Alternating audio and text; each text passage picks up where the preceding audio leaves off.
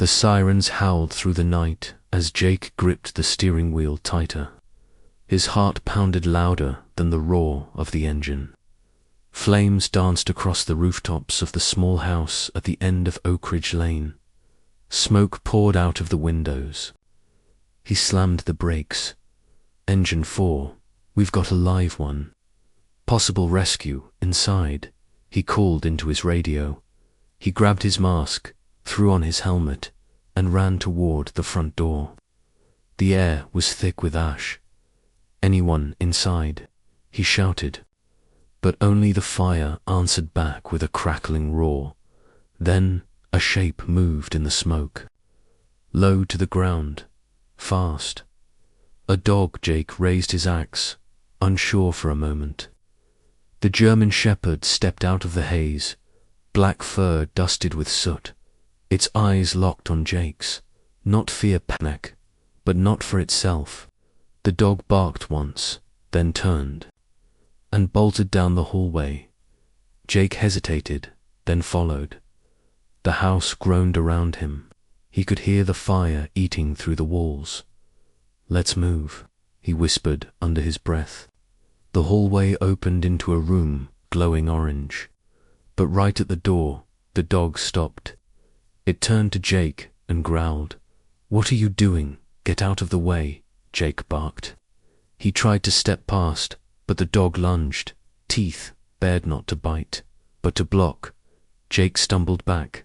"Hey, what's in there?" he asked. The dog whined and pawed at the ground, then turned its head toward the door. Jake peered inside. A nursery. The walls were blackened and smoke curled from the collapsed ceiling. A crib sat tilted against a wall. Half-burnt toys melted. Into the floor, he stepped forward. The heat pressed in. "Is someone in here?" he called out again. No answer. Then he saw it, something small beneath a blanket in the corner. Jake dropped to his knees, crawled forward, and lifted it. A baby doll, just a doll. He let out a breath, but the dog didn't move. It paced back and forth at the doorway, whining, scratching at the scorched wood beneath it. "What are you trying to tell me?" Jake murmured. Then he saw it, a thin crack in the floorboards. Paw prints led right to it. Jake pulled the boards up. Underneath was a crawl space, barely big enough to squeeze through. He lowered his light and gasped. A pair of wide, terrified eyes stared back. A toddler, curled up, clutching a stuffed elephant, trembling. Jake reached in. "Hey, sweetie, it's okay. I'm here to help," he said, trying to keep his voice calm. The child didn't speak, just reached out slowly. Jake scooped her up gently. "I got you. You're safe now." The house groaned louder. Debris fell from the ceiling. Jake turned. "Come on, boy. We're getting out of here." The dog didn't hesitate. He led the way, barking as if urging Jake to move faster. Outside, the night air hit like a wave. Medics rushed forward and took the child from Jake's arms. The little girl clung to the stuffed elephant, coughing but alive. Jake turned back to the house. The dog was still there, sitting by the porch, staring at the flames as if he knew something more. A paramedic stepped beside Jake. "You found her in there?" Jake nodded, still catching his breath. "Not me, the dog did." The paramedic looked. "Over. That's strange. Animal control says no one reported a dog in the house. You think he belonged to the family?" Jake shook his head. "I don't know, but he didn't leave her side."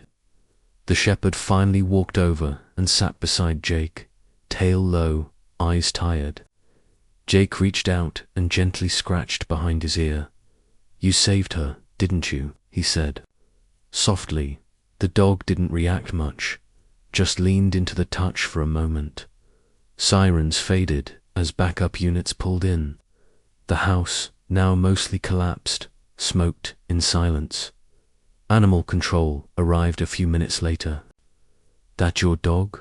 one officer asked. Jake stood. "No, but he's not going with you either." The officer narrowed his eyes. "Sir, protocol," says Jake. "Cut him off. He just pulled a kid out of a burning house. He's earned a night off protocol." The officer sighed, but backed down. "Fine. But if no one claims him, he comes with us tomorrow." Jake looked down. "We'll see about that." The shepherd laid his head on his paws, eyes never leaving the ruins of the home. Something told Jake this wasn't the first time. The dog had waited at a burning door, and something deeper told him. This story was only just beginning. **** Jake's hands were still trembling as he stepped back inside the charred hallway. The smoke had thinned, but the smell of burnt wood and melted plastic clung to everything. The German shepherd moved ahead, low to the ground, tail stiff, ears alert. The dog led him to the last door on the left, the nursery. Jake pushed it open. With his boot, what he saw nearly dropped him to his knees. The crib stood lopsided, one side melted, the mattress blackened. Scorched teddy bears and twisted rattles were scattered across the room. Ash floated in the air like dead snowflakes. But what stopped him cold was the silence. No cries, no movement, nothing. Jake's heart sank. "Is this what you were guarding?" He whispered. The dog let out a low whine and padded toward a burnt corner near the crib. He began pawing at a blanket half buried under debris. It was charred, but a faded patch of stars still showed through the soot. Jake moved in closer. "What were you trying to save?" The dog looked up at him and whimpered. Then he nudged the blanket gently with his nose and lay down beside it. Jake knelt. Slowly, he peeled back the scorched fabric. Just beneath it was a baby bottle, cracked and empty, and next to it, a photograph smudged but not burnt. A woman smiling, holding a baby, and next to them, the same dog. Clean, proud, wearing a police canine badge. Jake's voice came out low. "You're not just any dog. You are family." The shepherd gave a soft grunt, his eyes fixed on the photo. Jake looked around the room again. Something wasn't adding up. The toys, the crib, they looked used.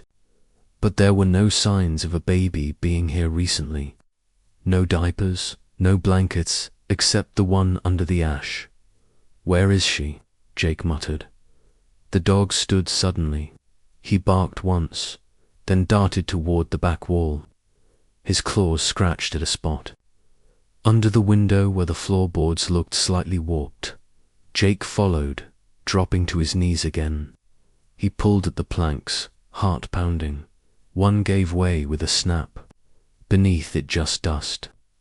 "No baby," the dog whined again. He sat, staring at the spot, as if expecting someone to rise from the ashes. Jake sat back.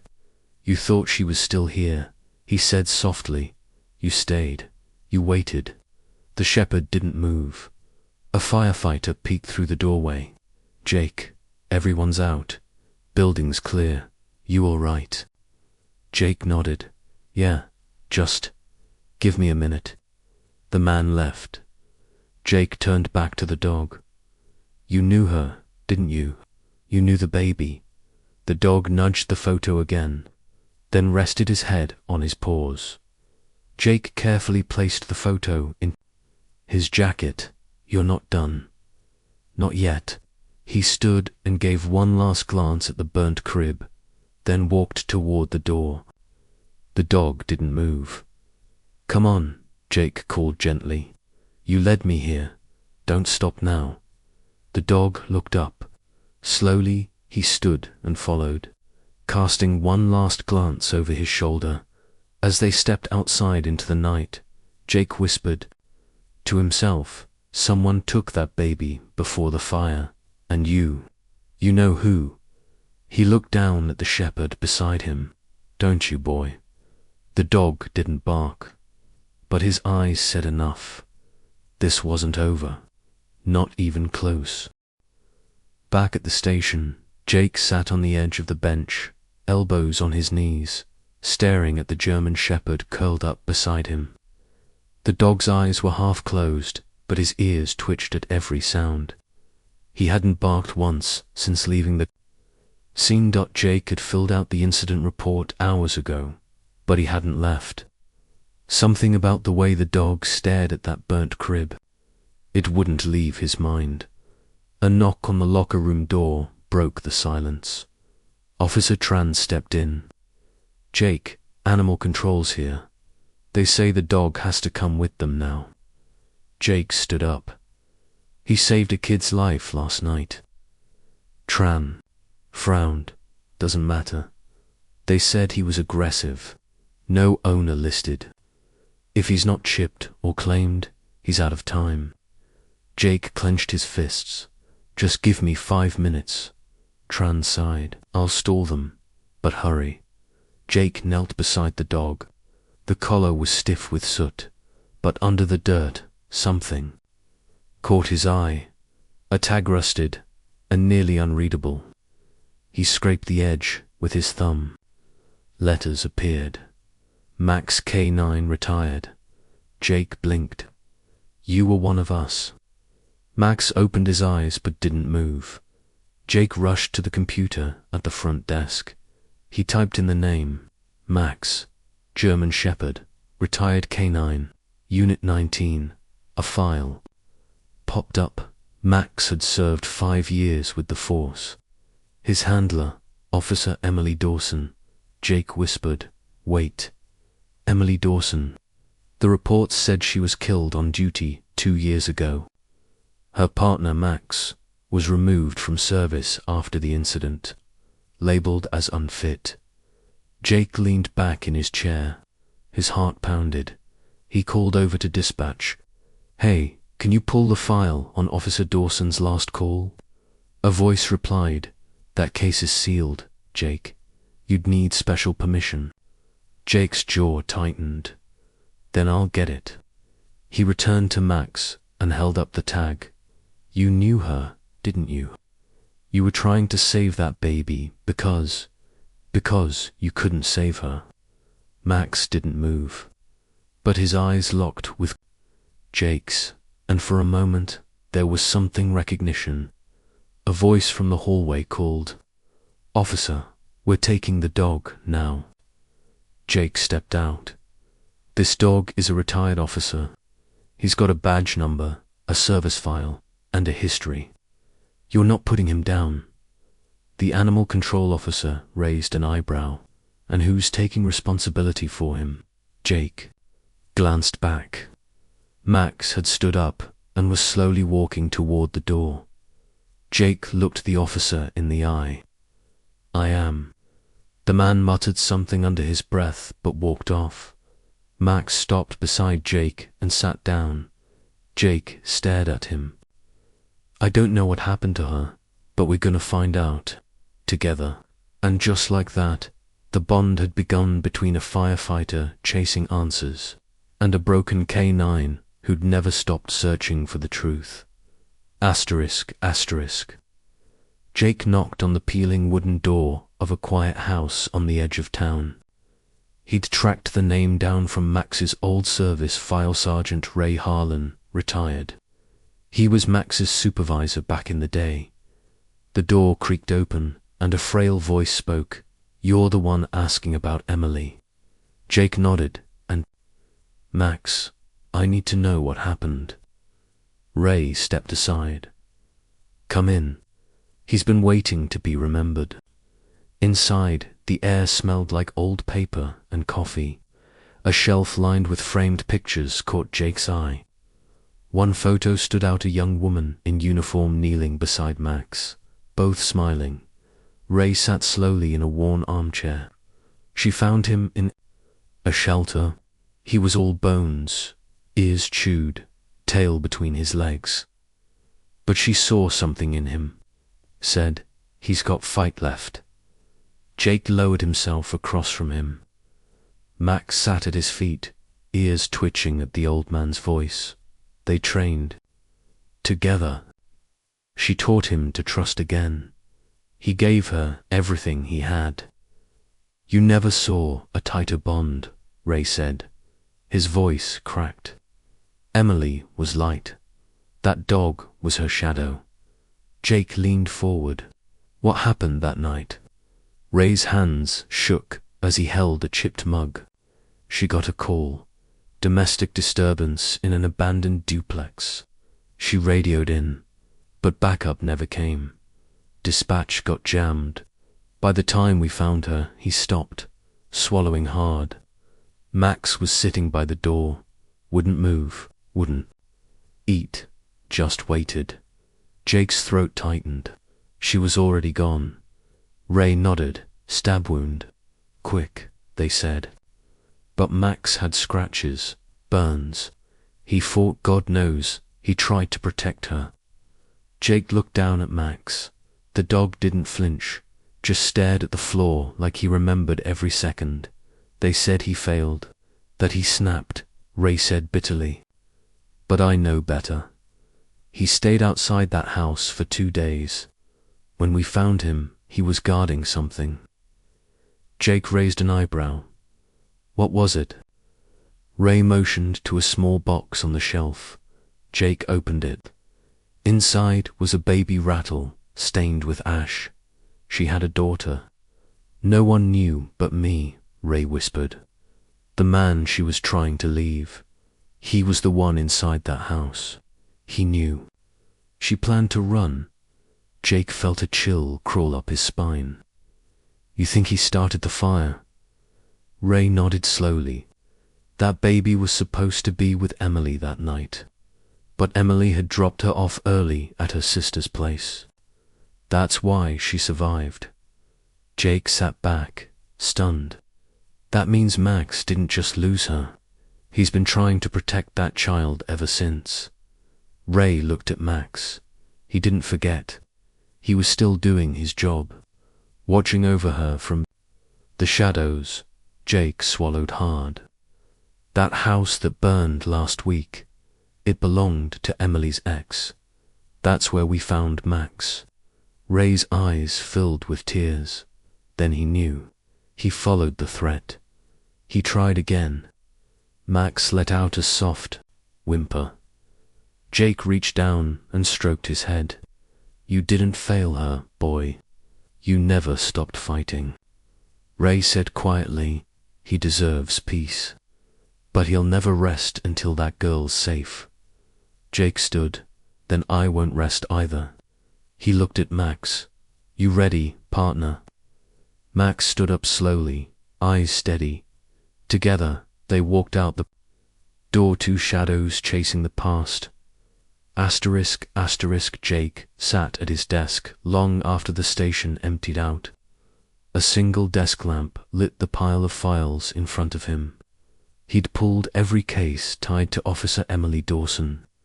But one folder had a red stamp across the front, closed, accidental death. He opened it slowly. The photos inside made his stomach turn. Burn marks, broken glass, blood smeared along the floorboards.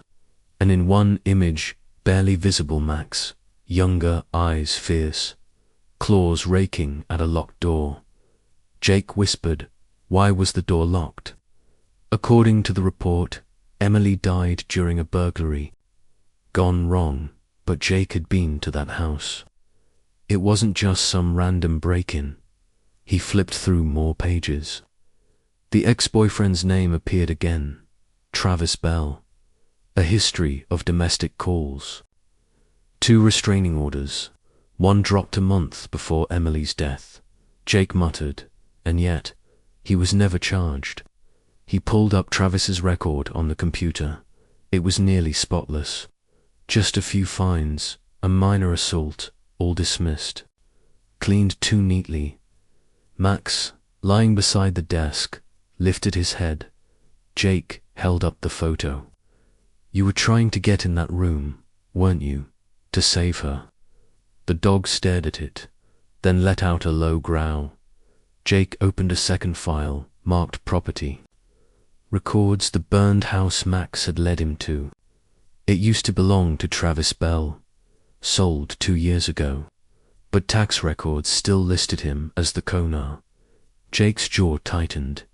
You brought me right back to him. He stood up and grabbed his keys. Max rose instantly. The records office was dark, but Jake knew the clerk.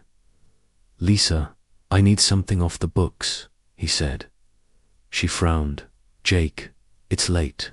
It's about Emily Dawson. Her face changed. Come with me. They stepped into the back room. She handed him a sealed envelope from a dusty box marked inactive personnel. This was never added to the official file. Lisa said quietly, I found it when I was cleaning out old cases. It didn't feel right to throw away. Jake opened it. Inside were notes in Emily's handwriting and a voice memo transcript. I think he's watching me again. I keep hearing things. If anything happens, tell Max to lead someone to the pink room. That's where the evidence is. Jake looked up. Pink room. Lisa shrugged. That house that burned had a nursery, didn't it? Jake nodded. Yeah, crib, toys. But the baby wasn't there. Max pawed the ground, restless. Jake whispered, that was the room she meant. The puzzle pieces clicked into place. Emily knew she was in danger. She left clues. Max remembered them. And that house fire, that wasn't an accident. Someone was trying to erase what was left. Jake clenched the envelope. He's covering his tracks. Lisa asked, you really think he's still out there? Jake looked down at Max. I think Max's job isn't finished yet. That night, Jake sat on his porch, the envelope on his lap. Max lying close by. I don't know why no one listened to her, he whispered, but I'm listening now. Max lifted his head and gently rested it on Jake's knee. Jake whispered, we're gonna find the truth. For her, for the kid, for you. The old dog didn't wag his tail. He just stared into the night like he'd been waiting years to hear those words. Jake parked at the edge of the yellow tape, the burnt house looming in the dim morning light. Smoke no longer curled from the ruins, but the air still held a faint smell of ash. Max jumped from the truck bed without hesitation. He knew where to go. Jake followed him past the charred porch and over the collapsed doorway. Each step crunched underfoot. The house was silent, too silent. Max moved with purpose, nose low, tail stiff. He led Jake straight into what had once been the nursery. The walls were blackened. The crib now a pile of melted wood and twisted springs. The dog pawed at a section of the floor, the same place he'd stopped days ago. Jake knelt down and brushed aside ash and debris. The floorboards were damaged, but still intact in places. He pried at one with the crowbar he'd brought. It creaked and splintered, revealing a hollow space beneath. Inside was a small metal drawer, bolted into the subfloor. Burnt around the edges, but untouched inside. Jake pulled it out. His hands were already shaking. Inside were 3 things: a stack of photographs, a flash drive, and a sealed letter. The photos came first. Jake flipped through them slowly. Emily, her face bruised, her arms scraped, standing in her uniform in front of the mirror, holding up a phone to take the photos herself. Max growled low beside him. Jake whispered, she documented everything. Then came the flash drive. He pocketed it, but it was the letter that froze. Him on the front, in Emily's neat handwriting. If anything happens to me. Jake sat back against the wall. His throat tightened. He tore the envelope open. To whoever finds this, please listen. I've been trying to leave. I filed complaints, but no one believes me. They think I'm paranoid. But Travis isn't done. He watches me. He follows me. I can't prove it, but Max knows. If I disappear, it wasn't random. Please protect my daughter. Her name is Lily. She's all that matters. Max will lead you if you just trust him. Jake stared at the final sentence. Max never forgets. He never gives up. He looked at Max, who was now lying down, ears alert, eyes locked on Jake like he was waiting for something. Jake's voice cracked. She trusted you more than anyone. He folded the letter and tucked it into his jacket. Then he pulled out his phone and snapped photos of everything, the drawer, the photos, the letter. He couldn't afford to lose any of it. As he stood to leave, Max remained by the floorboard. Sniffing the space again, Jake asked, "What else is down there?" He checked once more, reaching deeper this time. His fingers brushed something cold. He pulled it out, a badge.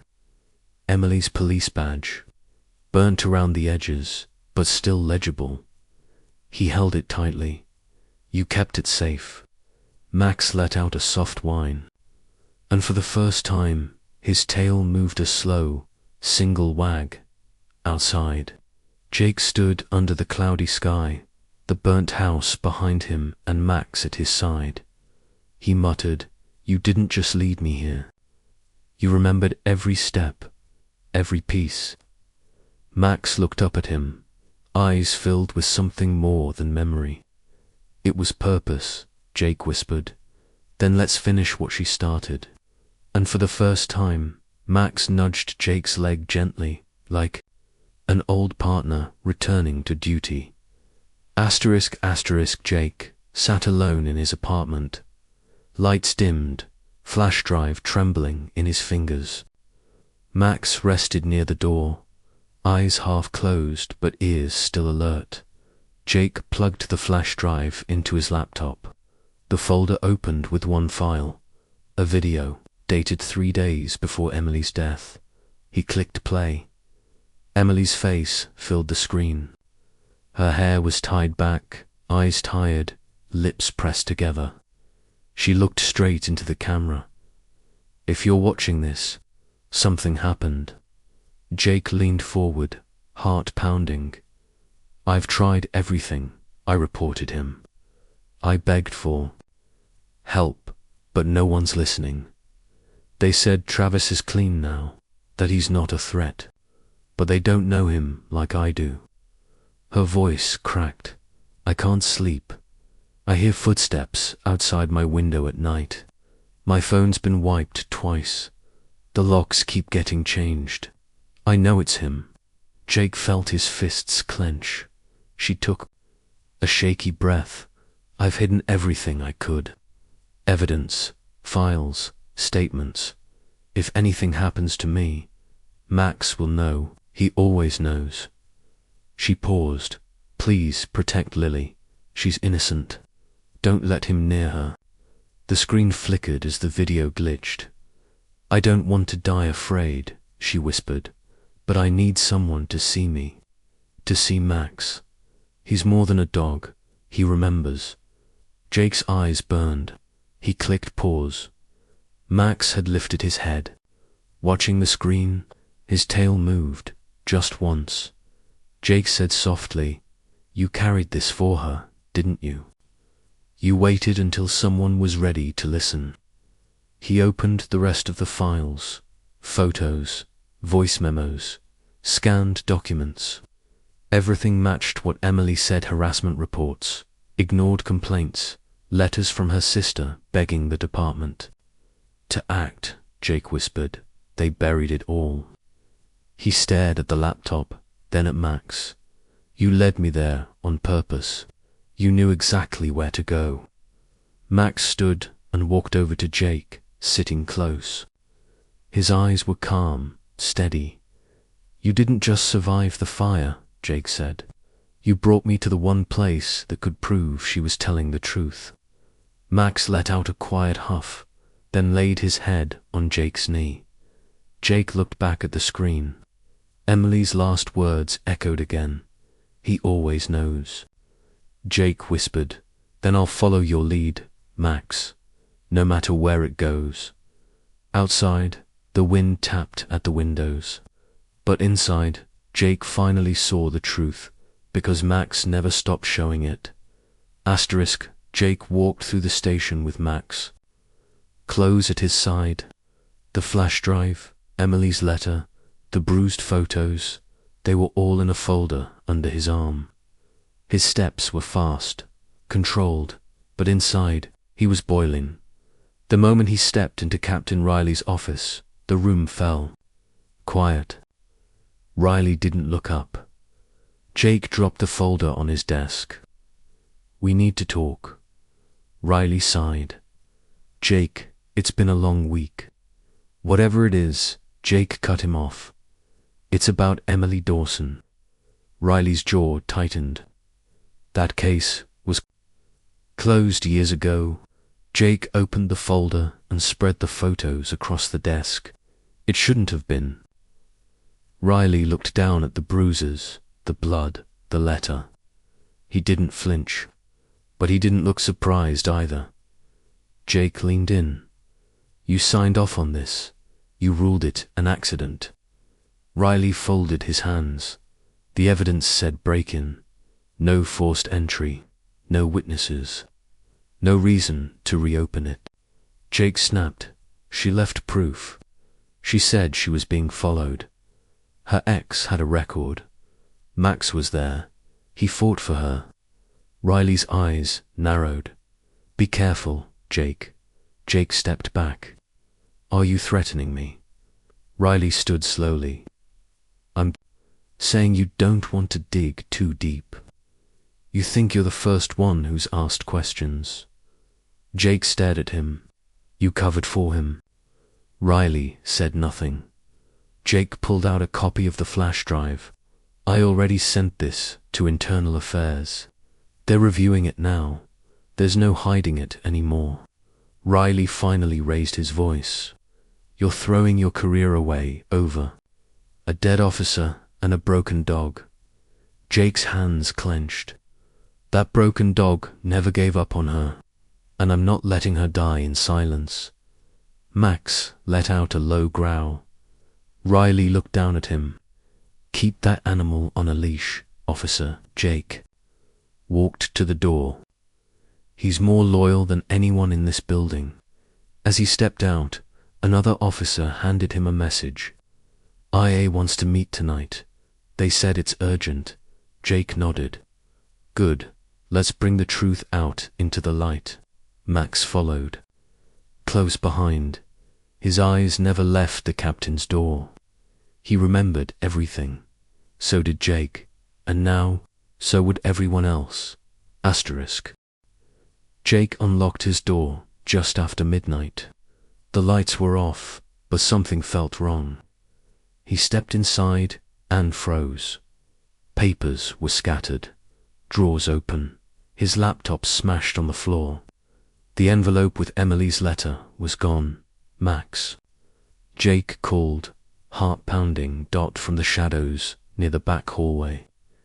Max stepped out slowly, tail stiff, teeth slightly bared. Jake whispered, "You saw them, didn't you?" Max didn't bark. He just walked to the broken table and sniffed it. Once. Then looked at the window shattered from the outside. Jake grabbed his back up hard. Drive and phone from under the loose floorboard he'd hidden them in.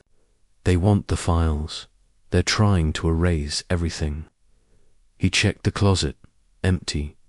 The flash drive copy was still there. Max moved to the living room, lay down near the door, and stared at it.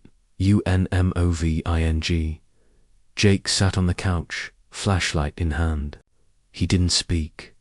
Max didn't move. Hours passed. The clock ticked past 3 a.m., then a soft creak. The doorknob turned. Jake stood, heart thudding. Max was already up, body tense. The door opened an inch. A gloved hand slipped in. Jake barely whispered, "Now, Max." The dog exploded forward. The door burst open. A masked man stepped in, but before he could react, Max lunged straight at his chest. The man fell back, slamming into the floor. Jake rushed in, grabbed the bat from behind the door, and yelled, "Get out of my house." The man scrambled to his feet, shoved Max away, and ran. Jake chased him halfway down the street, but he vanished into the dark. When Jake returned, Max was pacing by the broken window, growling low. Jake knelt beside him. "You didn't hesitate. You saved me." Max sat, chest heaving, eyes still locked on the door. Jake whispered, "You tried to protect Emily that night. You couldn't stop what happened. But tonight, you did." Max finally laid down, eyes still open, body curled tight like he was guarding something more than just a house. That night proved it. Whoever killed Emily was still watching, still trying to bury the truth. But now Max wasn't alone, and neither was the truth. Asterisk, asterisk. Jake adjusted his tie in the mirror, palms sweaty. Max stood beside him in the courthouse hallway, ears up, tail still. They had made it this far, and now everything was on the line. The courtroom was packed. Press, officers, strangers, everyone watching. Jake took his seat at the witness stand. Across the room, Travis Bell sat with a smug look, cuffs around his wrists. The Captain Riley behind him, pale and silent. The prosecutor stood. "Officer Jake Bennett, can you tell us when you first suspected Emily Dawson's death wasn't an accident?" Jake leaned forward. "When I saw Max, her dog, refusing to leave the nursery of a house that burned down. That house belonged to Travis Bell." Gasps whispered through the room. He continued, "Max didn't just survive. He remembered. He led me to the evidence Emily left behind." The prosecutor nodded. "What kind of evidence?" Jake pulled out a copy of Emily's letter. A flash drive, photos, reports she filed, her own words. The prosecutor handed the letter to the judge. "Your Honor, I'd like to read a section of the letter aloud." The judge nodded. The prosecutor cleared her throat. "If anything happens to me, Max will know. I don't feel safe. I think Travis is planning something. Please protect my daughter." The courtroom fell into heavy silence. Jake's voice broke it. She wasn't just a cop. She was human, and she was scared. He looked at Max, sitting quietly in the back, and she trusted Max with her life. The defense attorney stood. "Officer Bennett, are you suggesting the dog had knowledge of a crime?" Jake held the stare. "I'm saying that dog remembered more than the people who were supposed to protect her." The judge leaned forward. "We've heard enough." Hours passed. More witnesses. More evidence. It became clear Emily had asked for help, and it was ignored. When the judge returned with the verdict, the courtroom held its breath. "Travis Bell, you are found guilty of manslaughter and arson." Gasps. A few sobs. Travis's face turned white. "And Captain Riley is hereby suspended and under internal investigation for negligence and evidence suppression." Jake closed his eyes. He felt Max press against his leg gently, like he knew. Outside the courthouse, reporters shouted. "Questions?" Jake didn't answer. He just walked past them, Max at his side. A young woman stepped out from the crowd, holding a toddler Lily. Jake crouched and smiled. "Hey there, Lily." The little girl looked at Max and whispered, "Doggy." Max wagged his tail softly. Jake stood and said to the woman, "She's safe now. Emily can rest." And Max, he didn't bark. He didn't move fast. He just sat quietly, eyes forward, like a soldier who finally finished the mission he never forgot. Asterisk, asterisk, the sun broke through the clouds that morning as people gathered in front of the city hall. Uniforms lined the rows, kids sat on their parents' shoulders, and news cameras pointed toward the small stage set up near the steps. Jake stood behind the podium, Max by his side, calm and steady. The mayor stepped forward first. Today, we recognize not just a hero in uniform, but one with 4 legs and a memory stronger than any of us could understand. The crowd clapped gently. Jake stepped up next. He cleared his throat, his voice quiet at first. Max was once forgotten, labeled aggressive, broken, but he wasn't broken. He was grieving. He was loyal. He paused, looking down at Max. He didn't forget Emily Dawson. He didn't forget what happened that night. He waited. He waited until someone finally listened. The crowd grew still. He didn't have a voice, but he had a mission, and he completed it. Jake reached into his pocket and pulled out a small silver medal. The mayor took it and clipped it gently onto Max's collar. For bravery, for loyalty, for never giving up. The silence in the crowd said more than words. Max didn't bark. He didn't wag. He just sat tall, head lifted, chest still. Jake knelt beside him and whispered, "You did it. She knows." Max leaned gently into Jake's hand. For the first time, he looked peaceful after the ceremony. People approached to shake Jake's hand. Children reached out to pet Max. He let them, quiet, kind, watchful. A little girl stepped forward. It was Lily. She smiled and touched the medal on Max's collar. "Good dog." Jake blinked back tears. Max licked her hand once and lay down beside her, like he'd known her all along. That moment, quiet, still felt like closure. For Max, for Emily, and for a truth that took too long to be seen. Asterisk, asterisk, Jake opened the side door of the station and let Max walk in first. The building was quiet that morning. No alarms, no shouting, just the soft hum of coffee brewing somewhere down the hall. Max walked slowly, his steps a little heavier than before. The medal on his collar clinked softly with each move. Jake led him to a small room at the back of the station. It had once been a break room, now cleaned and cleared, with a single rug, a large window, and sunlight spilling in across the floor.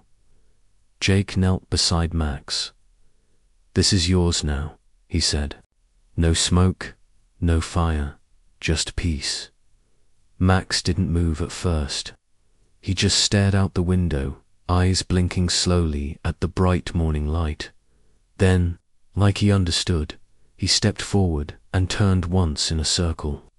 He lay down in the center of the sunbeam, stretched out, and rested his head on his paws. Jake sat beside him, back against the wall. "You waited a long time," Jake said.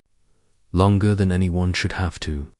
Max let out a deep breath, the kind that came from somewhere deep inside. Jake reached into his pocket and pulled out something, folded Emily's badge. He placed it gently beside Max. "She would have been proud of you, of how you kept going." Max's eyes fluttered, but he didn't lift his head. He looked. Still, a knock came at the door. It was Lily and her aunt. Lily tiptoed in, careful and quiet. She knelt beside Max and ran her small fingers through his fur. "He likes the sun," she whispered. Jake smiled. "Yeah, I think he remembers this kind of light. Maybe from before everything went dark." Lily placed her stuffed elephant next to him. Max opened his eyes just long enough to look at it, then closed them again. Outside, the wind moved slow. Through the trees, everything felt still, like the world had finally stopped spinning just long enough for Max to rest. Jake stood, walked to the window, and looked out. He doesn't have to guard anymore. It's over. Behind him, Max let out one more breath. Calm, easy, safe. Jake whispered, "You can sleep now, buddy." And for the first time, Max did, without worry, without fear under a sky that finally made room for peace.